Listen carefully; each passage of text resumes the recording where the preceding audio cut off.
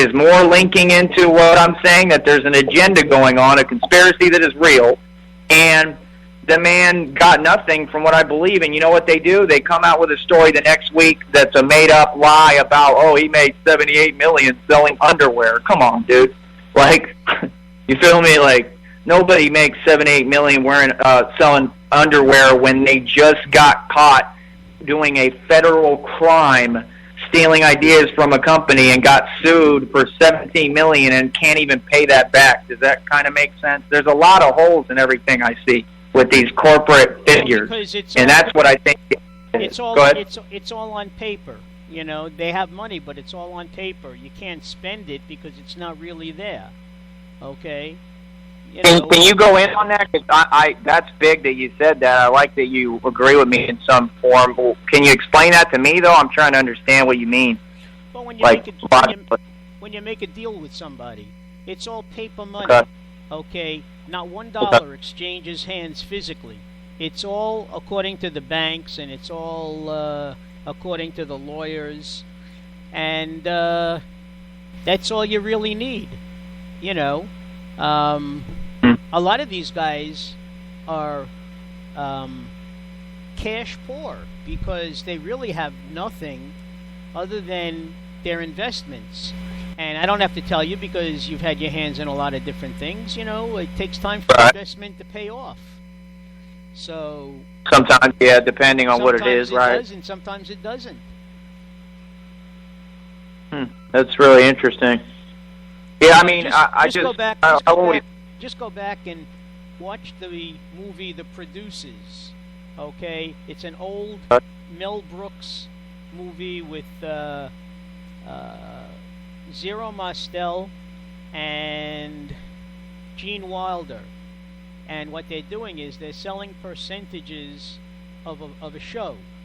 Okay, they owe out so much money, and they figured, how can we get out of this hole? We produce the worst show we could find, and and people give us money to put the show on. We put it on. And if it's a flop, we don't have to pay anybody back, and the money is ours. Well, it turns out the show became a big hit. People took it for what it was worth. There was a comedic satire, and they wound up going to jail because of exactly what they pulled, you know, that they didn't have the money to pay off their backers. And they're in prison, and they put on a prison show, and they're doing the same thing with the warden. The warden gives them some money, and they say, oh, tell the warden he owns 75% of the show. And some other guy gives them money, and he says, oh, tell him he owns 50% of the show. Well, already that's more than 100%. You can never have more than 100% of anything. You know, but people go through their whole lives like this. You know, sometimes they get caught, sometimes they don't. It happens in real life. It does. Well, of course it does. Who's the biggest one? Nader. What's his name? Nader? No, not Ralph Nader. Who? Who's that guy? The guy who went to jail for his scheme. Oh, the Ponzi scheme. Yeah, who's that? Bernie Madoff. Yeah. Yeah, well, take Bernie Madoff. Perfect example. Exactly.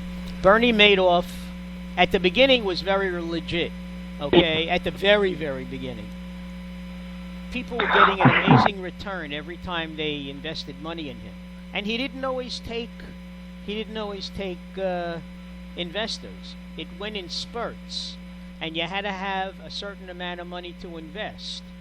Okay, I mean, you know, $10,000 to him was chump change. You know, you're talking about real famous and powerful people who had a lot of money, and every quarter he was returning 15 to 25% when the market was only producing 5% on a return if you're lucky, or if you got anything back. And nobody bothered to question where the money was coming from. What was happening was he was taking money from new investors to pay off his old investors. I got you. Okay? And he worked it up to like $63 billion, the world's largest Ponzi scheme in history. Okay, people wound up losing everything. Now, I don't feel sorry for some of them because they already had it. And when somebody says, I can get you a 25% return, no questions asked, and you say, hey, that sounds good to me, and then you give him more money to invest because you're already investing, and that's how he pays off other people. When he finally gets caught, you're left with nothing, okay? Right. Because you were greedy. You know, that's another thing. Right. You know, people are never satisfied with what they have. You know, what makes a happy man? Is it wanting more and more, or is it being happy with what you have? Usually, I like that. I kind of live about that. That it's not about money. I'm good at making it, but I don't see it as a end in itself. My goal was to make enough that I could destroy it. I don't know if you've ever heard someone say that. I wanted to address one of your people in the chat room. Can I do that? Sure, go ahead. To Mr. Flycat, he said he's you know, kind of letting some facts reel out there. He said urine was a waste product, so I want to correct him. Urine is not a waste product. You can look this up any way you want. You can look it up as many times as you want. They keep telling you that urea is toxic and all this stuff. I can guarantee you on my mama, urine is not a waste product. Okay? I've ingested it. I'll gladly say it publicly. So if I'm alive and there's nothing wrong with me that comes from that, how is it a waste product? So people need to quit with that. The next thing is you talk about hemp. Hemp can cure cancer. That's another thing that can cure cancer. Hemp is related to cannabis and weed. And there you go, another one. So I just gave you 2 cancer cures just because I read and understand, you know, facts and reality. My next question I wanted to ask you, sir, was what do you think about these rappers? Because I've kind of looked into it, and I feel and believe that they're all a scam too, and that it's like you say, it's like they have no real money. It's just like they get cars on credit so they can advertise for the companies, and it just seems like they take care of them almost like you're being inducted into Freemasonry anyway, which I'm sure some of them have been, or into the army. I looked at rappers in a different way. I was an English teacher, okay, and I used to I used to play a lot of folk music from the 60s, and a lot of the folk music from the 60s was all anti-Vietnam and civil rights and everything. And folk, the word folk music comes from, folk means people in German. It's the people's music. It's street music. It tells a story. And I used to tell my students, because I used to give them an assignment where they would take their favorite rap song and print up the words for everybody, but it had to be clean. I taught public education, so no shits, no F words, no N words. I got you. Nothing that would get my ass in trouble. Okay, and I said, imagine your mother was sitting in the back of the room. You wouldn't want her to hear some of that stuff, you know. And I asked them to explain it, and I came to understand that rap music is just modern day people's music. You know, people who hang out. It's like the old a cappella. Okay, kids used to hang out on street corners and make music and sing songs. Okay, right. And rap music is the same thing. Some of them get lucky and they sell a record, they make a record, but others, you know, they're getting together and making music just to make music, you know, and their music tells a story. If you listen to the words carefully, their music, and that's the level that I look at it from. Okay. Yeah, well, it is, but you know, unfortunately, a lot of it doesn't cite. Well, I mean, you know, you got gangsta music, and I said I wouldn't put up with any of that. You know, I mean, I don't want any of that because it, like you say, it incites people to behave in a certain way. But then there's other rappers. And that. Oh, go ahead. No, I was gonna say some rappers, you know, are pretty much okay. They talk about education and school, and they rap in school, so you know. Hey, listen, I used to play a lot of B.I.G. for my students. I love him. Yeah, I used to play a lot. I used to play a lot of Eminem. And I said to them, I don't like him. Yeah. Well, but you know something. Go ahead. First of all, he's mellowed, okay. But the thing is, his words tell a story. And that's what I like. My thing was poetry and music. What? Look what he's I fly can't. catch. What'd he say?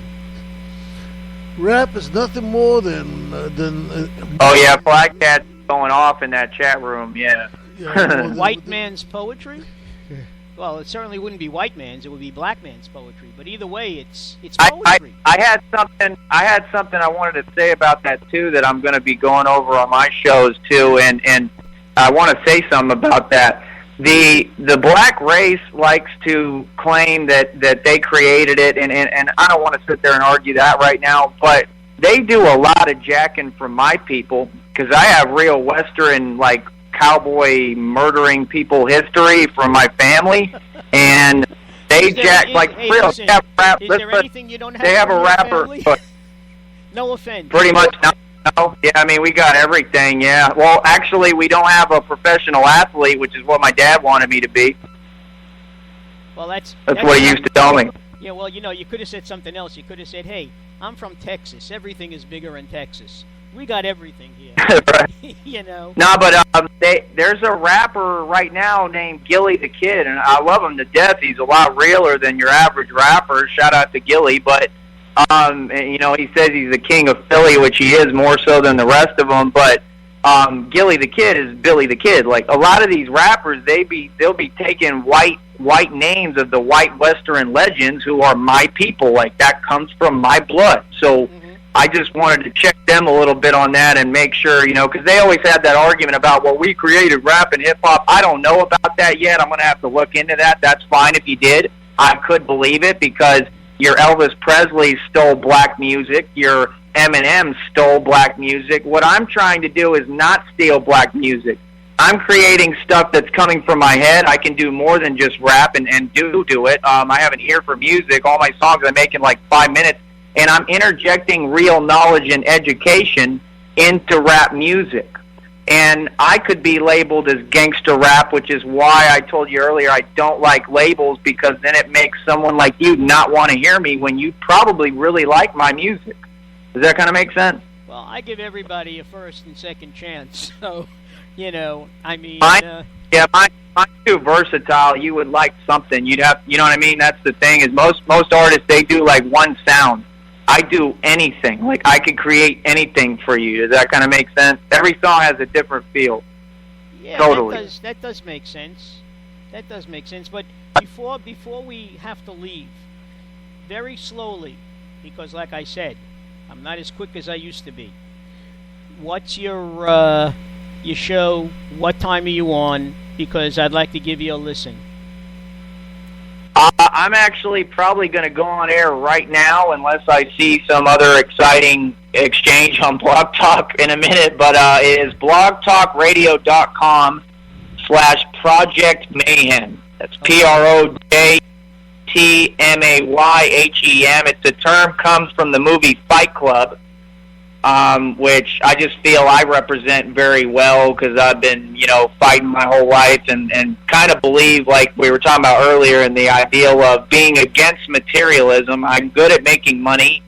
I'm coming out and calling myself the only self-made millionaire to ever exist, but I don't value money the way other people do, if that makes sense. I'm good at making it. I like money. It's necessary. I view it as a necessary, by all means, I have to get it, but I don't worship it. And I think a lot of people who worship it end up never having it as well. But, I just released an album on that other website, TyreseNeed.com. It's called Bankster. There's a single called Bankster, and that ties into the Illuminati. And I'm sure you've heard of the Banksters, which ties into your topic, who they say are, moving mountains with money, so to speak, by doing what I do, investing in stocks. And they might be actually manipulating markets.